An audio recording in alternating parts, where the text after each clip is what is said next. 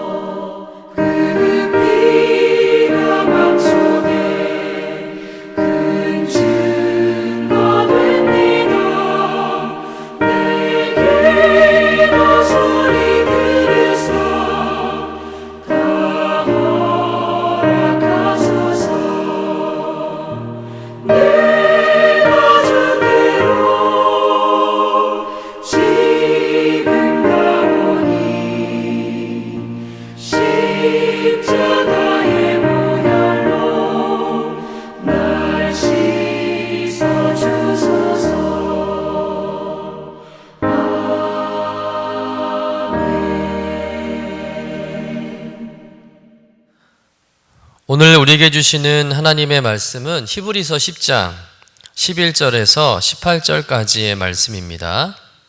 함께 받들어 읽겠습니다.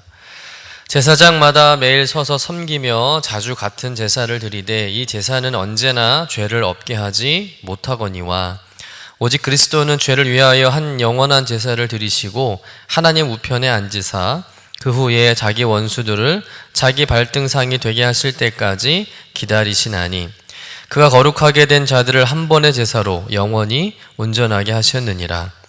또한 성령이 우리에게 증언하시되 주께서 이르시되 그날 후로는 그들과 맺을 언약이 이것이라 하시고 내 법을 그들의 마음에 두고 그들의 생각에 기록하리라 하신 후에 또 그들의 죄와 그들의 불법을 내가 다시 기억하지 아니하리라 하셨으니 이것들을 사하셨은즉 다시 죄를 위하여 제사 드릴 것이 없느니라. 이는 하나님의 말씀입니다. 아멘. 오늘 말씀은 어제 말씀에 이어지는 내용인데요. 히브리서 기자는 옛 언약 아래서의 제사와 또 새 언약 아래서의 예수 그리스도의 제사를 대조하면서 예수 그리스도의 우월성을 강조하고 있는 내용의 말씀입니다. 우리 본문 11절 말씀 같이 한번 읽어보도록 하겠습니다.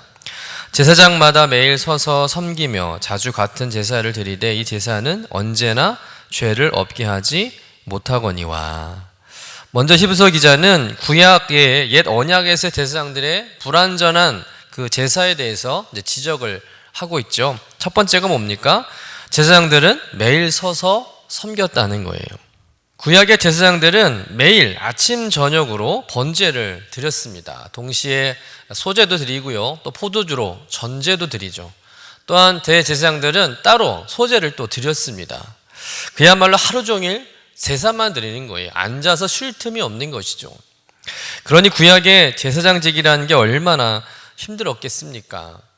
제사장직이라는 그런 직함이 특별하고 거룩하고 대단하게 여겨질 뿐이지 사실 하는 일을 보면 이보다 더 힘든 일은 없었다는 겁니다. 여러분, 살아있는 짐승을 잡는 것도 쉬운 일이 아닌데 온통 그 동물의 피로 옷이 다 범벅이 되고 또 성막에는 피냄새가 진동하는 것을 온종일 맡으면서 하루 종일 제사만 지내는 일이 얼마나 힘들었겠습니까?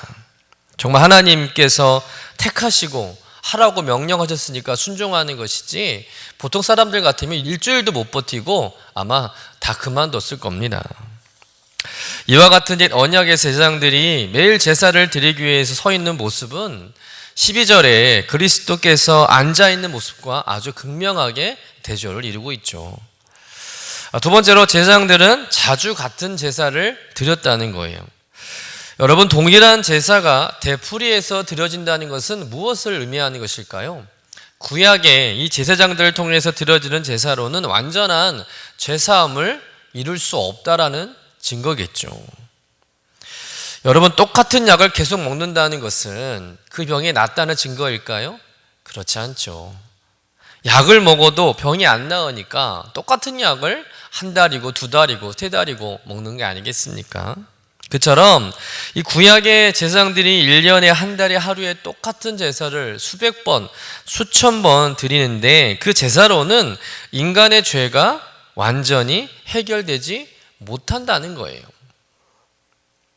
여러분, 이렇듯 구약의 제사는 인간의 죄를 제거할 능력이 없었다는 것입니다.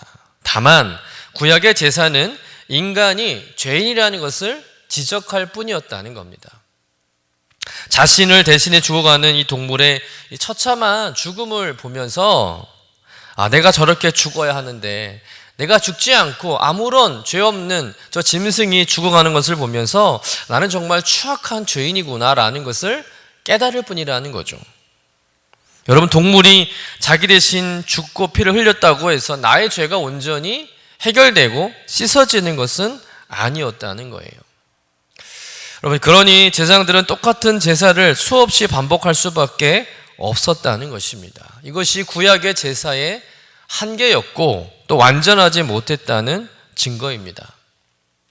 그러나 신약, 즉 새로운 언약의 이 땅에 오신 예수 그리스도의 제사는 영원하며 완전한 제사인 줄로 믿습니다. 우리 12절 말씀 같이 한번 읽어보겠습니다. 오직 그리스도는 죄를 위하여 한 영원한 제사를 드리고 하나님 우편에 앉으사. 예수 그리스도가 드린 제사는 옛 언약 아래에서의 제사장들이 드린 제사와 아주 현저하게 다르다는 것이죠. 대조를 이루고 있습니다. 우선 예수 그리스도는 옛 언약 아래에서의 제사장들과는 완전히 다른 존재이시죠. 그 예수 그리스도가 드린 제사는 어떤 제사입니까? 영원한 제사라는 거예요. 여러분, 영원한 제사라는 말은 어떤 의미가 있냐면 단 한 번의 제사로 영원히까지 효력이 있다는 거예요. 그래서 옛 언약 아래에서의 제사장들처럼 매일 반복해서 제사를 드릴 필요가 없다는 것이죠. 18절 말씀대로 이것들을 사하셨은즉 다시 죄를 위하여 제사 드릴 것이 없느니라. 한 번의 제사로 영원한 효력을 가지고 있는 그리스도의 제사이기 때문에 더 이상 제사를 드릴 필요가 없다는 겁니다. 한 번의 제사로 인간의 모든 죄가 완벽하게 사해졌다는 거예요. 게다가 17절 말씀을 보면 또 그들의 죄와 그들의 불법을 내가 다시 기억하지 아니하리라 하셨으니, 예수 그리스도를 통해서 제사함을 받으면 다시는 이전 죄를 하나님이 기억하지 않으신답니다. 완전히 새로워졌다는 것이죠. 영어로 리셋되었다는 거예요. 다시 시작하는 겁니다. 그러니 똑같은 죄 때문에 제사를 계속해서 반복해서 드릴 필요가 없게 된 것이죠. 보세요. 예수 그리스도가 드린 단 한 번의 제사로 인해서 모든 사람들이 죄에서 자유케 되고 영원히 온전하게 되었음을 믿으시길 간절히 축원합니다. 그리고 예수 그리스도께서 하나님 우편에 앉으셨다는 말은 이미 죄사함을 완전히 이루셨기 때문에 보좌에 앉으셔서 쉬신다는 의미겠죠. 매일 서서 쉬지도 못하고 제사를 드리는 이 땅의 제사장들과는 너무나도 다른 모습 아니겠습니까? 그리고 하나님의 보좌 우편에 앉아 계시면서 하시는 중요한 역할이 있는데요. 13절 말씀 같이 한번 읽어보겠습니다. 그 후에 자기 원수들을 자기 발등상에 되게 하실 때까지 기다리시나니. 여러분, 이 말씀에서 자기 원수는 사탄을 말하는 거예요. 즉 사탄이 주님 발 앞에 엎드려 굴복할 때까지 기다리신다는 것이죠. 즉 부활하신 주님으로서 예수 그리스도는 모든 원수 마귀를 결박하고 인간의 구속 드라마를 승리로 완결할 그 대단원을 준비하고 계심을 믿으시길 간절히 축원합니다. 이미 승리는 주님께 있죠. 주님의 승리로 결정됐는데 다만 그 때를 기다린다는 거예요. 왜요? 아직도 주님을 모르고 구원받지 못한 인간들을 위해서 우리 주님은 최후의 날을 계속 미루시는 겁니다. 보류하시는 것이죠. 주님은 지금 당장이라도 얼마든지 오실 수 있는 것이죠. 그러나 한 영혼이라도 지옥 가지 않고 구원받고 천국 가게 하려고 그의 심판과 그 최후의 날을 주님께서 미루시고 계신 겁니다. 그러나 이 최종적인 승리의 날이 아직 이르지 않았지만 그 날이 임박한 것은 분명하죠. 그러니 영적으로 우리가 더 깨어 있어야 하고요. 영혼 구원의 긴급성을 우리가 인식해야 할 줄로 믿습니다. 내일로 미룰 수 없는 일이죠. 나중으로 생각해서는 안 되는 일입니다. 여러분, 지금까지 설명을 들었을 때 어떤 생각이 드십니까? 당연히 예수 그리스도께서 이루신 일이 구약의 어떤 제사장들이 수천 년, 수백 년 동안 해놓은 일보다 더 위대하게 여겨지지 않습니까? 감히 흉내낼 수도 없죠. 따라할 수도 없는 것입니다. 오직 예수님만이 가능한 일이죠. 우린 당연히 히브리서 기자가 계속해서 이야기하는 말을 다 듣고 또 이해가 됩니다. 수긍도 갑니다. 그런데 지금까지 히브리서의 말씀을 기억해 보면 또 앞으로 계속해서 읽어갈 말씀을 우리가 보면 히브리서 기자는 똑같은 이야기를 계속해서 반복하고 있다는 것을 발견하게 됩니다. 사실 지금까지 이 세 분의 목사님을 통해서 히브리서 말씀을 들었지만 그럼 다 똑같은 말씀 아니었습니까? 들었던 말씀이잖아요. 그래서 지루하셨을지도 모르겠습니다. 한 얘기 또 하고 들은 얘기 또 듣고 자칫 말씀에 흥미를 잃을 수도 있는데, 여러분 왜 히브리서 기자는 처음부터 똑같은 이야기를 계속해서 반복해서 이야기하고 있을까요? 그 이유는 유대인 기독교인들이 이렇게 수십 번 말해도 히브리서 기자의 의도를 이해하거나 받아들이지 못한다는 거예요. 구약의 제사의 의미는 잘 이해하긴 하지만 예수 그리스도가 이루신 그 완전한 제사를 수없이 설명을 해도 자신들의 마음으로 받아들이고 또 믿어지지 않는다는 것이죠. 이것이 문제였다는 겁니다. 그래서 히브리서 기자는 계속해서 이야기하는 거예요. 그들이 믿을 때까지. 여러분, 사실 쉽지 않은 이야기죠. 여러분, 지금 우리들도 이 말씀을 들으면서 왜 예수 그리스도의 희생과 죽음이 구약의 동물의 죽음과 희생보다 우월한 것인지 잘 이해하지 못할 수도 있습니다. 더욱이 우리는 이스라엘 백성들처럼 구약의 제사를 직접 경험한 사람들도 아니기 때문에 이 히브리서의 말씀이 잘 이해가 안 될 수도 있습니다. 어려울 수도 있어요. 그러나 우리가 예수 그리스도가 구약의 제사장들보다 더 우월하고 완벽한 것은 어떤 설명이나 이해를 통해서 깨달아지고 믿어지는 것이 아니라는 것이죠. 바로 성령님을 통해서 우리가 깨달아지고 믿어지는 줄로 믿습니다. 우리 15절 말씀, 성령이 우리에게 증언하시되. 여러분, 결정적이고 최종적인 제사가 드려졌다는 것, 예수 그리스도가 완전한 대제사장이라는 이 사실을 성령님이 증언하시고 확인하고 있다는 겁니다. 그리고 우리는 그 성령님을 통해서 예수 그리스도가 완전한 대제사장이시며 가장 우월하시고 위대하신 분이라는 것을 우리가 깨달아지고 믿어진다는 것이죠. 그런데 아직 유대인 기독교인들은 그 성령님을 만나지 못하는 것입니다. 그래서 설명하고 설득해서 이해는 되지만 제일 중요한 믿음으로는 받아들여지지 않는 거예요. 그래서 히브리서 기자가 계속해서 똑같은 이야기를 하는 겁니다. 참 안타까운 모습이죠. 그러니 오늘 말씀의 결론은 뭐겠습니까? 성령님의 임재를 경험하는 것이죠. 성령님께서 내 안에 오셔서 말씀을 깨닫게 하시고 수천 년, 수백 년 일이라 보지 못했던, 이전에 경험하지 못했던 일이라 할지라도 그것의 의미를 알게 되고 예수 그리스도가 얼마나 위대하시고 뛰어나신 분인지를 깨닫게 되는 것이 참 중요하다는 것을 우리는 오늘 말씀을 통해서 깊이 새겨야 할 줄로 믿습니다. 그렇습니다. 여러분, 성령님이 아니고서는 누구도 예수 그리스도를 주로 시인할 수 없는 거예요. 고린전서 12장 3절 말씀에 보면 성령이 아니고서는 누구든지 예수를 주시라 할 수 없느니라. 여러분, 우리가 예수님을 나의 구주로 고백하고 영접할 때 이미 성령님이 내 안에 임재하고 계심을 믿으시길 간절히 축원합니다. 그러니 그 성령의 임재가 더욱 충만하도록 애쓰는 과정이 필요하다는 거예요. 더욱 기도하고 말씀을 묵상하고 또 예배에 충실하고 주님과 더 가까워짐으로 인해서 성령님께서 우리 심령 안에 일하시고 또 역사하시도록 우리 성령의 충만함을 누리는 성도가 되어야 할 줄로 믿습니다. 오늘도 이 성령님의 확실한 증거를 믿고 새 언약을 통한 완전한 용서를 힘입어서 모든 죄의 세력들을 무력화시키시고 하나님의 통치 안에 살아가는 저와 여러분 되시기를 주님의 이름으로 간절히 축원합니다.